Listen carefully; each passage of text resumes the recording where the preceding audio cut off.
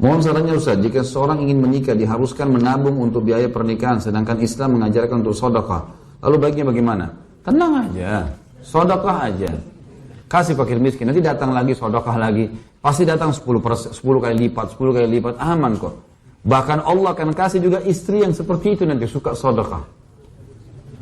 Iya, ada. Kalau orang subhanallah sudah terbiasa dengan satu pola hidup, misalnya dia biasa sholat malam, nanti dia dapat orang yang suka sholat malam tuh. Kuasa Allah itu. Makanya Allah mengatakan at-tayyibina lit-tayyibat. Orang-orang yang baik laki-laki dapat perempuan yang baik-baik. Al-khabithina lil-khabithat. Orang laki-laki buruk dapat perempuan buruk. Memang begitu. Orang yang biasa tiap malam di diskotik, teller, pasangannya juga orang begitu tuh.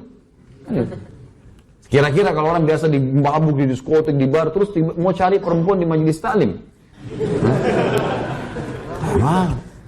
Dia mau cari yang sealamnya dia kan gitu. Ya, sama dengan akhwat pakai jilbab terus kemudian mau cari laki-laki yang nakal, yang pemabuk, nggak mungkin. Yang gitu. Jadi memang sudah subhanallah kata Nabi SAW, al-arwahu junudun mujannadah. Ruh itu seperti sejalan. Jadi dia seirama. Kita kalau sudah mulai menuju kepada kebaikan teman-teman, nanti dengan sendirinya orang-orang yang dekat sama kita, orang-orang yang begitu juga, orang yang soleh.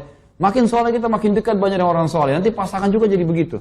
Dan tampiasan kesolehan itu teman-teman bukan cuma ke kita, ke pasangan, ke anak-anak, bahkan bisa terwariskan.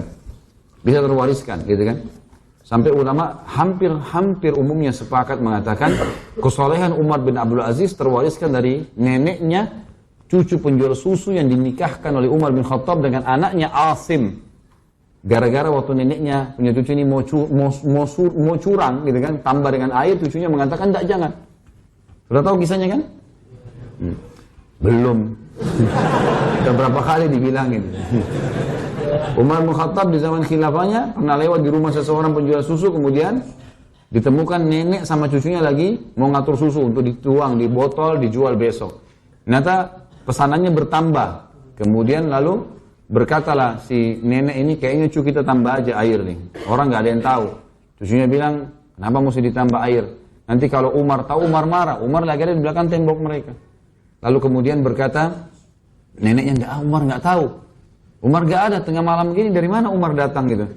Lalu kemudian si cucunya menangis sambil mengatakan kalau Umar tidak tahu bagaimana dengan Tuhannya Umar, gitu kan.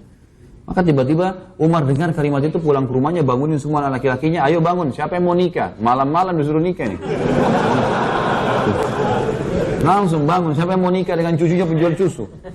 Mereka bangun tidur, enggak ada yang bisa jawab, masih ngantuk. Suruh nikah. Nanti kata Umar bin Khattab, kalau tidak ada yang mau nikahi, saya akan nikahi. Barulah Asim angkat tangan, saya ayahku, sebagai bentuk bakti pada anda. Maka menikahlah Asim dengan perempuan ini, punya anak namanya Abdul Aziz. Abdul Aziz punya anak namanya Umar bin Abdul Aziz, gitu kan. Maka Umar ini saleh luar biasa. Kata para ulama, kesalehannya terwariskan dari neneknya, yang tadi cucu penjual susu itu. Jadi kesalehan itu terwariskan bahkan kepada anak-anak. Makanya disuruh cari orang yang jalur nasabnya baik, kan gitu. Sampai begitu.